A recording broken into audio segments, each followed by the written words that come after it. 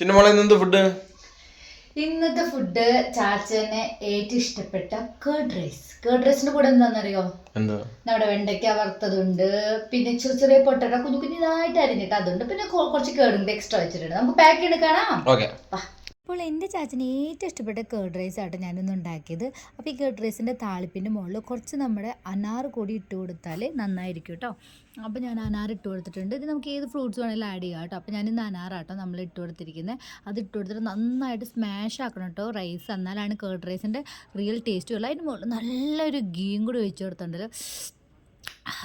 ഒന്നും പറയണ്ട ഗൈസ്, അത്ര ടേസ്റ്റാണ്. അതിൻ്റെ കൂടെ നമ്മൾ പൊട്ടറ്റോ ഇങ്ങനെ സ്മോളായിട്ട് കട്ട് ചെയ്തതാവട്ടോ, പ്രത്യേകിച്ചൊരു ടേസ്റ്റ് ആയിരിക്കും.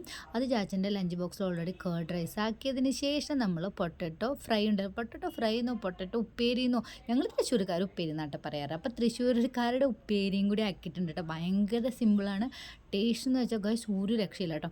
പിന്നെ കേർഡ് റൈസ് എന്തായാലും ചാച്ചി ഉച്ചയ്ക്ക് 2-2:30 ആവും കഴിക്കാൻ വേണ്ടിയിട്ട്. അപ്പോൾ കുറച്ച് ഡ്രൈ ആവുമല്ലോ എന്ന് വിചാരിച്ചിട്ട് എക്സ്ട്രാ കുറച്ചൊക്കെ കേടും കൂടി വെച്ച് കൊടുത്തിട്ടുണ്ട് കേട്ടോ.